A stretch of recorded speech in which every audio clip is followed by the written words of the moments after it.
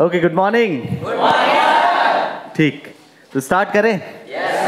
तो पहला क्वेश्चन आप लोगों से, जो मान के चलो when you will complete your degree, तो कंपनी में आपसे पूछा जाएगा कि why should I select you in my company, मैं आपको अपनी कंपनी में क्यों रखूं।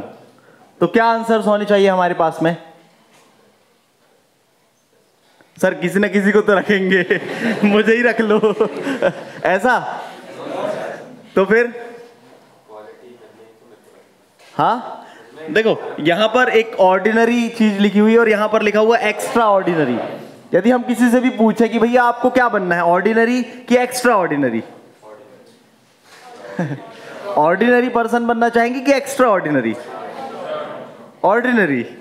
सर हम क्या थोड़ा सा आध्यात्मिक किस्म के व्यक्ति हैं, तो हम सामान्य व्यक्ति की तरह जीवन व्यतीत करना चाहते हैं।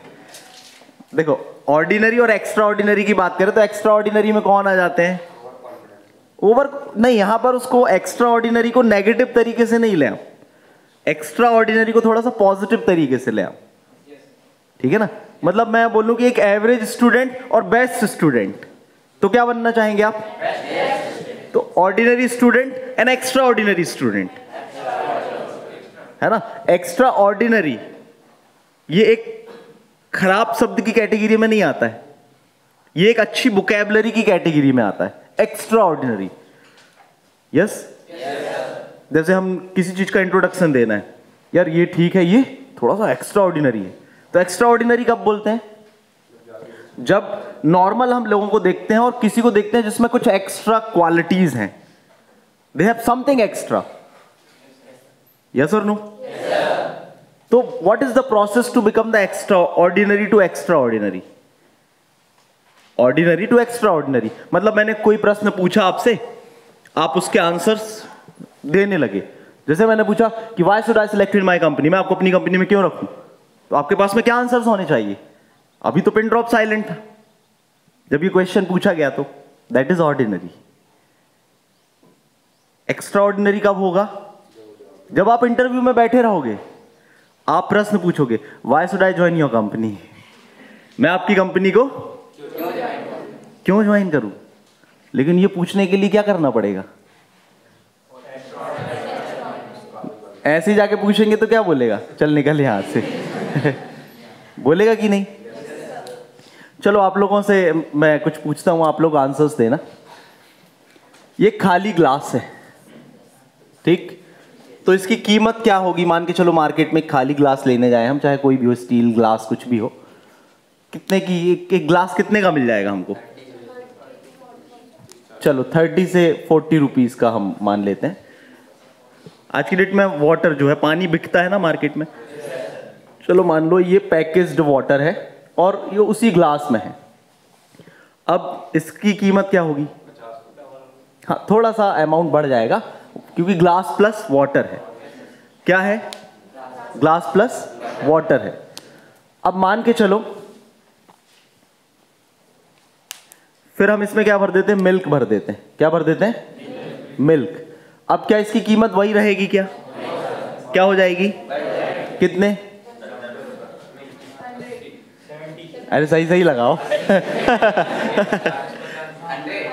चलो 100 रुपए कर देते हैं हम, ना तुम्हारी ना हमारी हम खरीदने जाते तो ऐसे ही करते ना, है ना भैया, कुछ ऐसा निकाल लो जिसमें तुमको भी घाटा ना हो और हम भी ना लुटे चलो हम इसमें काम करते हैं, हनी भर देते हैं, शहद भर देते हैं।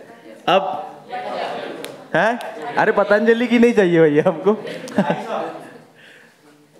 चलो 200 रुपीज हो गया, ठीक। अब मान के चलो हम इस ग्लास में क्या भर देते हैं? सिल्वर, चांदी भर देते हैं। ग्लास है, उसमें क्या भर दिया हमने? चांदी। अब चांदी का रेट तो एग्जैक्ट नहीं पता किसी को, लेकिन फिर भी कीमत, ग्लास भर के चांदी है 50,000, इतना महंगा भी नहीं है चांदी।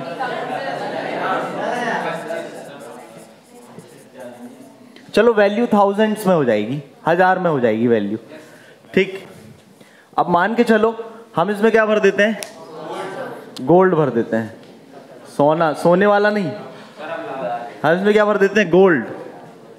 अब इसकी कीमत, हाँ हाँ मतलब लाख में तो हो ही जाएगी, है ना।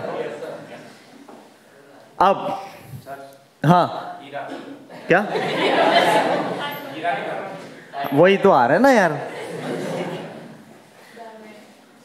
अब हमने इसमें भर दिया डायमंड। डायमंड्स, एक डायमंड, सबसे कीमती डायमंड्स भरे इसमें। अब इसकी वैल्यू करोड़ में आ गई कि नहीं? यस और नो? तो ये एम्प्टी ग्लास है और ये क्या है? डायमंड भरा हुआ ग्लास है। अब ग्लास में जो भरा हुआ है उसके अकॉर्डिंग उसकी कीमत डिसाइड कर रहे हैं। आप ही बता रहे हैं ना, मैं बता रहा हूं क्या? आप ही लोगों ने बताई ना कीमत। तो यदि मान के चलो ये हम इंटरव्यूअर, आप सब इंटरव्यू में बैठे हुए हैं, इंटरव्यू लेने के लिए, देने के लिए नहीं, ये आपके पास में कैंडिडेट हैं, तो you will select diamond glass और एम्प्टी ग्लास। कौन सा ग्लास सिलेक्ट करेंगे? Diamond glass. क्यों? क्योंकि उसकी कीमत है, क्योंकि उसकी कीमत है। जिसकी कीमत होती है उसकी डिमांड ज्यादा होती है। यस और नो? मान के चलो आप लोग नॉर्मल हैं लेकिन आपकी गवर्नमेंट जॉब लग जाती है you are in a very good high class government job, तो क्या होगी? आपकी कीमत बढ़ जाएगी ना। लेकिन उसके लिए उसमें भरा क्या हुआ है,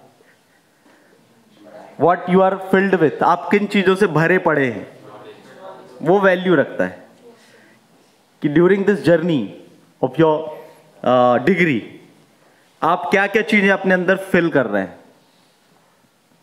अब वो कई सारे सेगमेंट हो सकते हैं, ठीक है ना। Like there are different kind of segments, like discipline. Discipline भी लाना, अपनी पर्सनैलिटी में एक डिसिप्लिन को मेंटेन करना, ये भी एक पार्ट होता है इस वैल्यू को बढ़ाने का, जो आपको एक ऑर्डिनरी से एक्स्ट्रा ऑर्डिनरी बनाता है। हम अक्षय कुमार के कई बार स्पीच सुनते हैं, तो वो क्या बताते हैं, हम हमेशा कितने बजे उठ जाते हैं? वो 4 बजे उठ जाते हैं। यस, हम और आप उठते हैं क्या? नहीं। We want that to be to a extraordinary, but हम चाहते बस हैं, वो हमारे वर्क में नहीं होता है। और किसी एक दिन मोटिवेट भी हो जाए हम कि चलो उठना ही है, अलार्म भी लगा लेंगे, लेकिन फिर हम क्या करेंगे फिर सो जाएंगे। फिर इसमें क्या आ जाता है डिसिप्लिन के बाद में? Your health. क्योंकि एक कंपनी में सिलेक्ट होने के लिए health is also very important part. Yes और नो? आपके पास में 168 आवर्स होते हैं एक हफ्ते में। एक हफ्ते में कितने आवर्स होते हैं? 168 घंटे एक हफ्ते में होते हैं आपके पास में। आप बताओ इनमें से कितने आवर्स का यूज अपनी हेल्थ को देने के लिए करते हैं? कितने आवर्स एक हफ्ते में, कितने आवर्स जो है आप अपनी हेल्थ को देते हैं? वो अपने आप से पूछना है।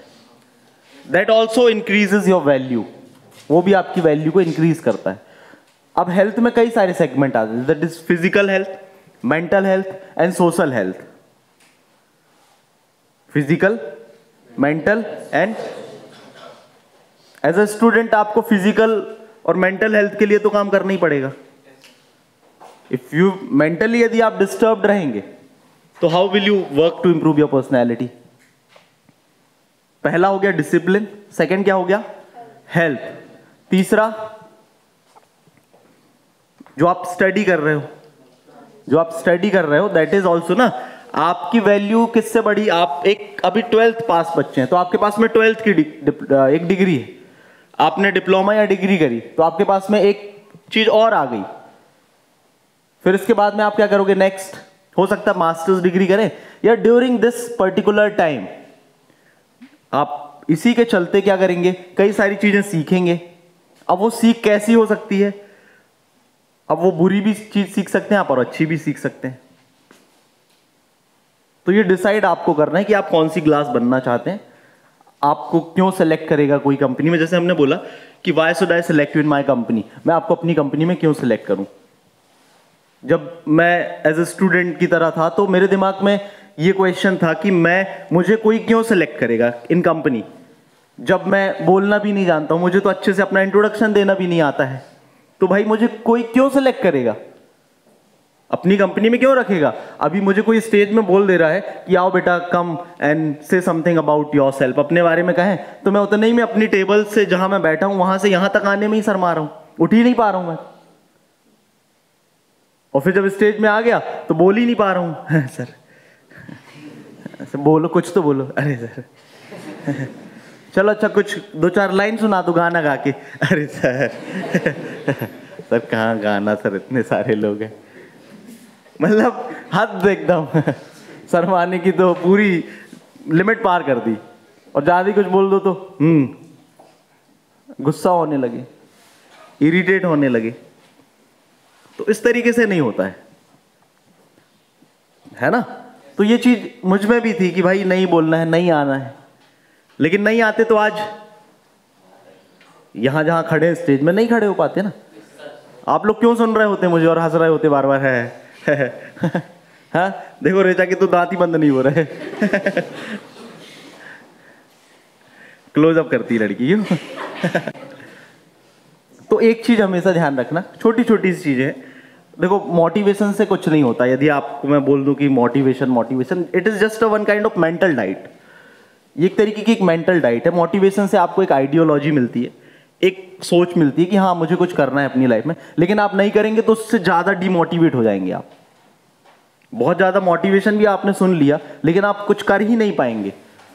तो वो जब अब उसके बाद जो डिमोटिवेशन आने वाला है वो उससे भी खतरनाक आएगा। ठीक? तो क्लासेस को कंटिन्यू करना है आपको यदि आप सीखना चाहते हैं तो कुछ लाइफ में। क्लासेस हो रही है, अच्छी बात है। नहीं हो रही है तो अपना एक अच्छा ग्रुप बनाएं, उसमें ग्रुप डिस्कशन की आदत डालें, किसी टॉपिक में डिस्कस करने की आदत डालें। लास्ट टाइम आपने जो पढ़ा उस चीज को प्रैक्टिस करें, क्योंकि दुनिया नतीजों को इनाम देती है, कोशिशों को नहीं। यदि नतीजे दोगे, रिजल्ट्स को रिवॉर्ड्स मिलता है, कोशिशों को नहीं। ठीक है ना? कि सचिन तेंदुलकर तो कितने बार 99 पे आउट हुए। नहीं यार सचिन तेंदुलकर हैं गॉड ऑफ क्रिकेट, चलो उनको शतक ही घोषित कर देते हैं। नहीं, हम उसको शतक तभी बोलेंगे जब वो 1 रन और, नहीं तो वो 99 ही कहलाएगा। क्या कहलाएगा? 99। तो स्टोरी समझ में आई? क्या पर्पस था इस स्टोरी का बताने का? क्योंकि स्टोरी बहुत कम समय में बहुत कुछ चीजें सिखा देती हैं हमको, है ना? हम सुबह से उठ रहे हैं, हम किन किन चीजों से, हाँ तो हमने बात करी आप जो पढ़ रहे हैं वो, क्योंकि हाँ आप जो पढ़ रहे हैं डिग्री, उसके बाद में आप एक वैल्यूएबल पर्सन बनेंगे। आपको एक एंट्री पास मिल जाएगा कि आप एक कैंपस में बैठ सकते हैं। लेकिन अब उस कैंपस को क्वालिफाई भी तो करना है। अब आपने जो 4 साल में पढ़ा है उसको 4 मिनट में बोलना है आपको। 4 साल आपने जो पढ़ाई करी है उसको कितने मिनट में आपको बोलना है? 4 मिनट। और वो 4 मिनट आपका क्या होगा? सिलेक्शन फैक्टर कहलाएगा, जिसमें आप सिलेक्ट होंगे या तो रिजेक्ट हो जाएंगे। ठीक? तो मेरा ये टारगेट था अपनी लाइफ में कि यार मैं किसी भी कंपनी का पहला इंटरव्यू अटेंड करूं तो सामने वाला व्यक्ति ये ना बोले कि नहीं सॉरी सर आपको नहीं ले पाएंगे। तो अपने आप आपको लगेगा नहीं यार ऐसा एक कंपनी में जाने के लिए मुझे क्या क्या चीजें सीखनी चाहिए, क्या करना चाहिए। तो आपके दिमाग में सबसे पहले आएगा कि एक क्लास में छोटी सी भी चीज सिखाई जाए तो मुझे उसको बहुत अच्छे से समझना है कि जो चीज मुझे टीचर बता रहे हैं मैं उसको यदि इंटरव्यू में बैठूं तो उसको कैसे बताऊंगा, यदि मैं इसी चीज को एग्जाम में बताने बैठूंगा तो कैसे बताऊंगा। ठीक है ना? इसी चीज को जब मैं नोट्स बनाऊंगा तो कैसे नोट्स बनाऊंगा। ये एक आइडिया तैयार होता है दिमाग में। क्लासेस जब आप अटेंड करते हैं तो वो आइडिया यहीं से स्टार्ट होते हैं, जब आप चीजों को सुनते हैं। ठीक? और फिर इसके बाद में एक और सेगमेंट आता है कि योर कंपनी मतलब आपके साथ कैसे लोग हैं। मैंने एक बुक पढ़ी थी the monk who sold his Ferrari, robin Sharma उसके राइटर है। उसमें एक बात बहुत अच्छी लगी मुझे कि आप आज जो हैं आप 5 साल बाद क्या होंगे वो 2 चीजों पर निर्भर करता है। पहली, आप कौन सी चीजें पढ़ते हैं। दूसरी, आप किन के साथ रहते हैं। ठीक है ना? आप जो हैं आप उन 5 लोगों का एवरेज है जिनके साथ आप रहते हैं। ठीक है ना? तो if you have a bad company तो एंजॉय ऑन कंपनी, अपनी खुद की कंपनी को एंजॉय करो।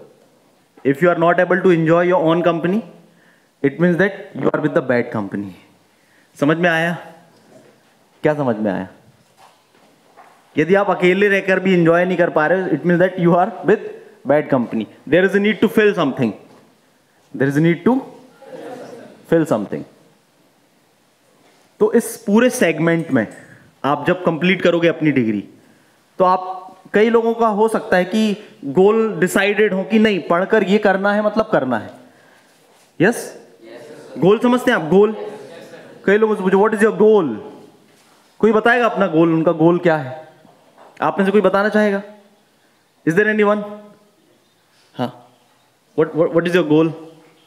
लक्ष्य, आपका लक्ष्य क्या है अपने जीवन में? हाँ, फार्मासिस्ट बनना चाहते हैं. कौन से फील्ड में? आप डिग्री करेंगे तो ऑलरेडी आप सभी फार्मासिस्ट कहलाएंगे. मास्टर डिग्री करेंगे, उसके बाद फिर कुछ नहीं. हाँ, फार्मासिस्ट करने के बाद कंपनी ज्वाइन करेंगे. तो कंपनी कौन सी ज्वाइन करेंगे? कौन सी टॉप 10 कंपनी है, ये पता करना है.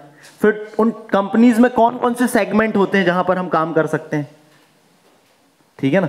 फिर आपकी पर्सनैलिटी के अकॉर्डिंग वो कंपनी कौन सी सही रहेगी, ये चीज भी तो डिसाइड करना है ना. आप में क्या खासियत है.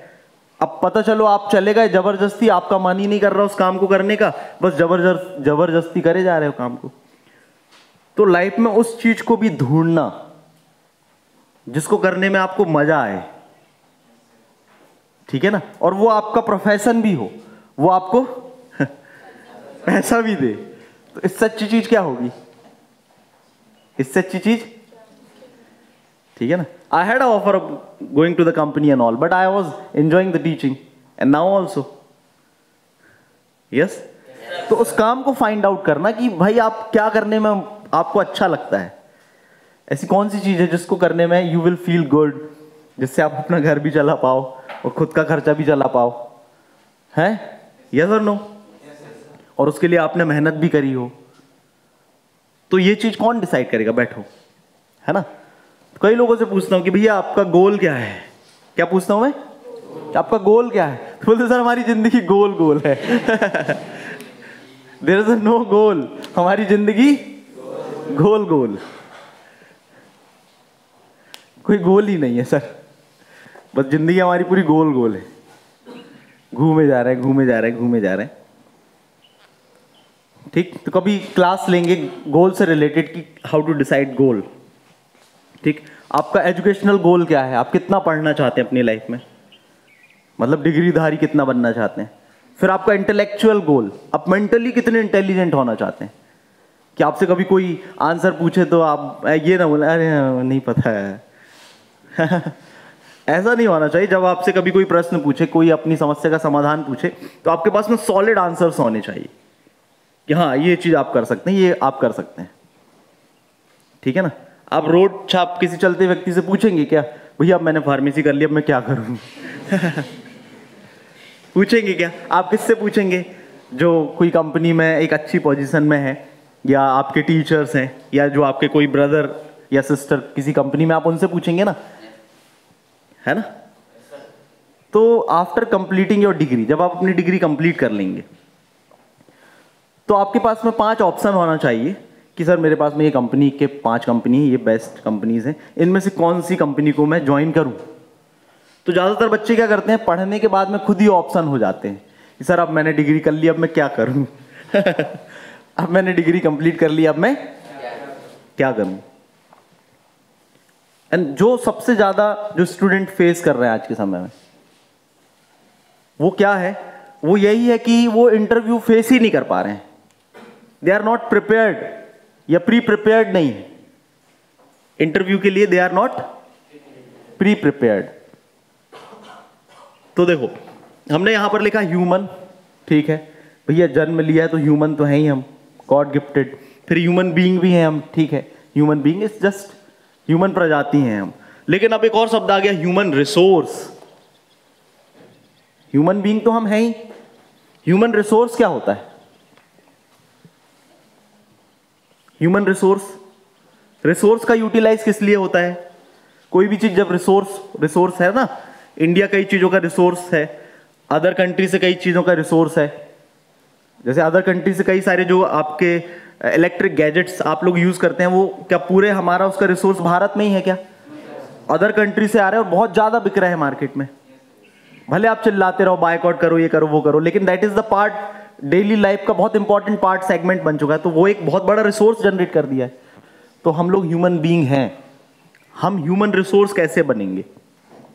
ह्यूमन रिसोर्स मतलब इसको सिंपल तरीके से बोलें तो हमारी डिमांड कैसे बढ़ेगी as a personality, as a person, how we will be the demanded person. आ रहा समझ में? इतने सारे लोग हैं ना, लेकिन how will you become demanded person in upcoming time? Competition इतना है। तो ये क्वेश्चन हमेशा अपने आप से दोहराना कि why should I select you in my company. सामने वाला यदि कोई पूछता है कि मैं आपको अपनी कंपनी में क्यों रखूं, तो इसके लिए क्या होगा, कई सारी कॉलेजेस में एक्टिविटीज होती हैं, इवेंट होते हैं, तो उसमें पार्टिसिपेट करें बढ़ चढ़कर, ठीक है ना। भले आपको डर लगता है, हेजिटेट होता है बैठे रहने में, स्टेज में आने में डर लग रहा है, लेकिन आप हिम्मत करें और कोई बात आपको कही जाती तो उठकर तो आए, भले यहाँ खड़े होकर शर्माए, जो करें वो करें, लेकिन from there come to the stage, है ना। आपको बोला जाए चलो गाना गाओ, गा दो, कुछ भी बोला जाए गाना गा दो, अरे कोई जरूरी थोड़ी ना कि हिप हॉप कोई गाना है, मेरे रेशमिया ही गाना है, कोई सा भी गा दो जो किसी को नहीं पता हो। एक बंगला बने न्यारा, चांदी का बंगला सोने का जंगला, अरे कौन से सन का गाना गा दिया गा दो कुछ भी। हाँ बोला आपको नाचने को बोला है, चलो आप स्टेज में नाचो, अरे सर अरे ऐसे ऐसे कर दो, लो आ रहा समझ में? तो आप लोगों को थोड़ा सा अपना जो हेजिटेशन है उसको क्या करना है, अपने अंदर से हटाना है। कल ही आप लोगों को बोला था डायलॉग बोलने के लिए, कई लोगों को, अरे सर मैं नहीं बोल पाऊंगा, नहीं बोल पाऊंगी। तो ऐसा नहीं, वो एक सेगमेंट था पर्सनैलिटी को इंप्रूव कराने का। वो क्या था, एक एक्टिविटी थी वो जो आपसे करा रहा था मैं। तो कभी भी कोई एक्टिविटी के लिए मैं बोलूं तो आप उसमें बढ़ चढ़कर हिस्सा लें, पार्टिसिपेट करें, और अपने साथी को, भले हम जब कोई बोलता है हम हंसते हैं, ये अच्छा है, लेकिन उसी से धीरे धीरे आप इंप्रूव होते हैं। होगा जब आप स्टेज में आएंगे तो बॉडी के अलग अलग कॉन्सिक्वेंसेस होंगे, हार्ट बीट तेज हो जाएगी, ब्रीदिंग तेज हो जाएगी, ठीक है ना, डर लगेगा, है ना, और सब लोग ऐसे घूर ही रहे हैं खा ही जाएंगे एकदम भालू जैसे ये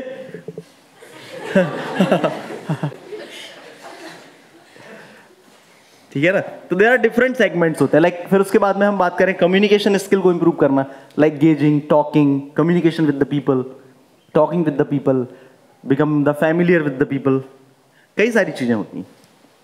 फिर टोन के ऊपर भी काम करना है, जो टोन होती है हमारी, टोन समझते हैं ना। कई लोग बोलते हैं तो इतना खतरनाक बोलते हैं, जैसे कई लोग वो जो घिसते हैं ना, आवाज आती खर खर बोलते हम तो ऐसे ही बोलते हैं, आदत ही है हमारी। अब किसी को अच्छा लगे तो ठीक, ना लगे तो ठीक, नहीं, इसका बहुत वैल्यू होती है जो आपकी टोन होती है, टोन की बहुत वैल्यू है, ठीक। यदि मान के चलो आपको मधुमक्खी के छत्ते से शहद निकालनी है, मधुमक्खी के छत्ते से क्या करनी है, शहद निकालनी है, तो जाके क्या करोगे, लात मार दोगे शहद मिल जाएगी ना? नहीं मिलेगी, मिल तो जाएगी, साथ में क्या होगा, मधुमक्खी का प्यार मिलेगा, और प्यार पाके आप फूल जाएंगे। बोलते ना, आशीर्वाद देते हैं बड़े बुजुर्ग, तो फूलो फलो बेटा। तो क्या होगा यदि मधुमक्खी काटेंगी आपको, तो आपका मुंह लाल हो जाएगा, है ना। तो हमको क्या करना है, लात मारना चाहिए कि मधुमक्खी के छत्ते में क्या करना चाहिए, टेक्निक, धुआं ही करो तुम तो, ठीक है ना, हम समझ रहे हैं। मतलब टेक्निक का हम यूटिलाइज करेंगे, क्या करेंगे, टेक्निक का यूटिलाइज करेंगे कि हम कैसे शहद निकाल सकें, मधुमक्खियों को भी हानि ना पहुंचे और हमको शहद भी मिल जाए। इसी को क्या बोलते हैं हम, देखो समझने की कोशिश करो, ये स्टोरी क्यों समझाना चाहता हूं। इसको हम बोलते हैं कम्युनिकेशन स्किल। अब ज्यादातर लोगों का बातचीत करने का तरीका लोगों से ऐसे ही होता है, जब बात करते तो ऐसी बात करते जैसे मधुमक्खी के छत्ते में जाके लात मार दी हो, तो सामने वाला क्या करेगा? जो मधुमक्खियां करती हैं। सामने वाला क्या करेगा? जो मधुमक्खियां करती हैं। जब कभी आप अपनी बात को बोलें या आप अपनी बात को रखें तो ये ध्यान रखें कि आप मधुमक्खी के छत्ते में लात तो नहीं मार रहे हैं। आ रहा समझ में? तो ये एक तरीका होता है अपनी कम्युनिकेशन स्किल को सुधारने का। आ रहा समझ में? पक्का? तो हमें क्या क्या चीजें बनना है? एक तो, और ये क्वेश्चन जो है इसको हम बदल कैसे सकते हैं? ठीक, आप जिस भी संस्था में रहें, जिस भी ऑर्गेनाइजेशन में जब आप काम करने के लिए जाएं, तो वहां पर आप एक इतना मजबूत व्यक्ति बनकर रहें, ठीक है ना, कि आपके दिमाग में ये डर ना हो यार हमें निकाल देंगे तो क्या होगा हमारा, है क्या? यदि इस संस्था से, इस ऑर्गेनाइजेशन से, इस कंपनी से यदि मुझे निकाल दिया जाए तो ये डर ऑर्गेनाइजेशन को होना चाहिए। ये व्यक्ति यदि छोड़ के चला जाएगा तो हमारा क्या होगा? आ रहा है समझ में कि नहीं? लेकिन ऐसे नहीं होगा वो, है ना? हाँ सर हम तो सोच के रखे हैं ऐसे ही होगा, हम लिख के भी रख लिया है मेरे पास में पर्ची भी है सर, देखो कैसे होगा बेटा रानी? कैसे करेंगे हम? एक आध कोई बात बताओ, कैसे करेंगे? ऐसे बोल के बताओ ना, काम करके। कैसे? अपने ऊपर, है ना? कैसे काम करेंगे? पढ़ेंगे, है ना? एक्सरसाइज भी करेंगे, है ना? सीखेंगे, ग्रुप डिस्कशन करेंगे, डिबेट करेंगे, और कोशिश करेंगे कि जब भी आप कुछ भी एक्टिविटी करें तो एक प्रॉपर ग्रुप में करें, क्योंकि जैसा आप एनवायरनमेंट तैयार करेंगे उसी तरीके से आप बनेंगे। आया समझ में? So thank you very much. हाँ।